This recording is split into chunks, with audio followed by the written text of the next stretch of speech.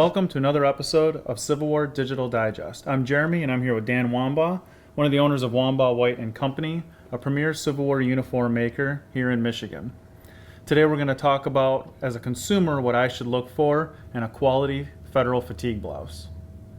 Thanks, Dan, for taking a little bit of time and talking with us. So if I'm out shopping for a new uniform for a federal impression, what should I look for in a quality sack coat or fatigue blouse? Sure. Just as with any other reproduction, we can evaluate it with those four criteria: the pattern, construction, materials, and the context of the item as well. So you tell me a little bit about what should I look for a pattern? Okay, absolutely. A lot of the less authentic sack coats out there were kind of developed from like a pajama top over the years, and we're talking decades and decades ago. So an authentic coat should be copied from an original with fidelity in terms of the patterning to that specific original. In terms of our coat, this is one of our contract blouses. This is our absolutely most common coat that we sell. It's very versatile for just about any union impression. Our original is copied from a private collection. And when we were working with that original, we were able to do some patterning techniques with it. I can demonstrate a few details. That'd be great. On this original, it actually has a bit of a belly on it.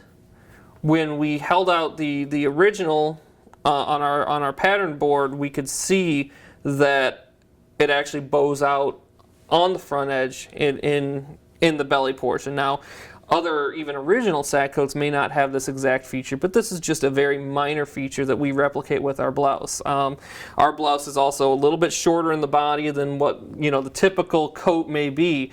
But again, these are just features of that original coat.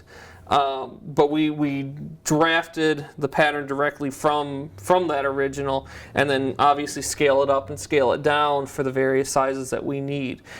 It's a hard item to judge your reproduction blouse on, especially before you have it, if you're doing mail order or what have you. However, the end result is that when you wear it, it'll hang off of you like an original sack coat would.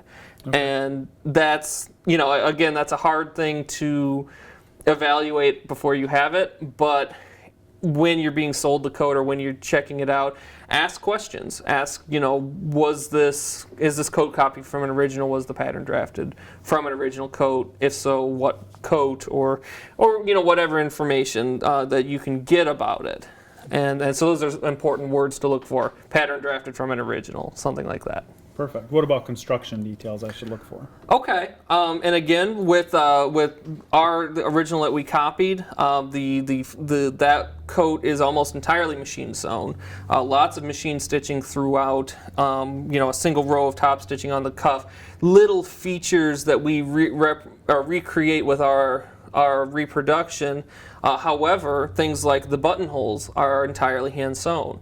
And they didn't have the technology at the time to do that machine sewn buttonhole. And there's other little minor hand sewing details in it, but we've machine sewed it where it's appropriate, and we've hand sewed it where it's appropriate. And in that way, we keep fidelity to that original sack coat that we copied. So Dan, tell me a little bit more about lining versus unlined. Sure. Lined blouses were issued 3-to-1 to unlined blouses. The linings always had some sort of wool content to them. That was by Army regulations. They had to have some sort of wool. So they would use cheap, lightweight materials and sometimes even jean cloth like Confederates used. But basically anything that they could get locally and get cheap was important. So tell me a little bit more about the material then. Okay. The most important material, obviously, in a sack coat is the outer material. The material that this coat's actually made out of is a lightweight wool flannel. It's been said that original unlined sack coats are so lightweight that they could be folded and fit into a forage cap. And holding originals, and I've had a chance to move them, and even with the original of this, I was able to hold it in my lap while I was working with it. You are absolutely awestruck by how lightweight they are. They just don't weigh anything. Again, the Army intended these to be what you wore while you were chopping wood or digging a ditch during the Civil War. Because of the cheap production costs and the speed with which they could be produced, they kind of superseded the dress coat that was meant to be worn for most of your duties. So these were produced by the millions during the war because they could be produced very quickly. But the original intention was you wear this while you're doing fatigue duties, hence the name fatigue blouse. And most importantly, at least to me, is that it's the right color. Original coats were dyed with indigo. Now, of course, nowadays, nobody's really dyeing wool with indigo to make Civil War sack coats. So that modern dye has to replicate a good indigo look. And what the most important feature of that is it's not purple. And a badly dyed navy blue will look purple. And it's important to, maybe if you're in a store, if you're looking at this, looking at buying a sack coat, see if you can take it out into a different light. Can you take it outside and look at it in natural sunlight?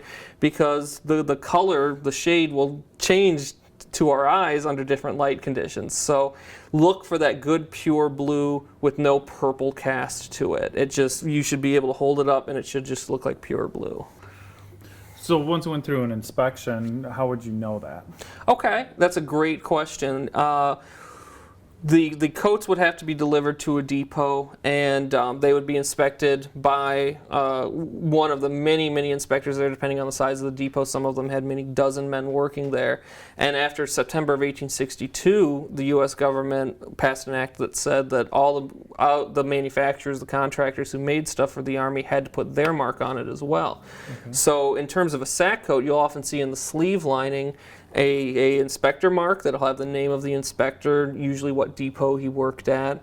You'll see some size stamps, sometimes a number, sometimes just dots that tell you what size it was. The Army only had 4 sizes back then, at least until very late in the war. And again, after September of '62, you'll often see the manufacturer stamp. Now, what should I think about for context? Okay. Sack coats, millions of these were worn during the war. It's safe to claim that every Union soldier at some point or another wore a sack coat during the war. By and large, there are some very basic features that makes a common sack coat and establishes kind of the context. Does it have a 4-piece body, a 2-piece sleeve? Does it wear very loosely and not really give you a very nice military appearance?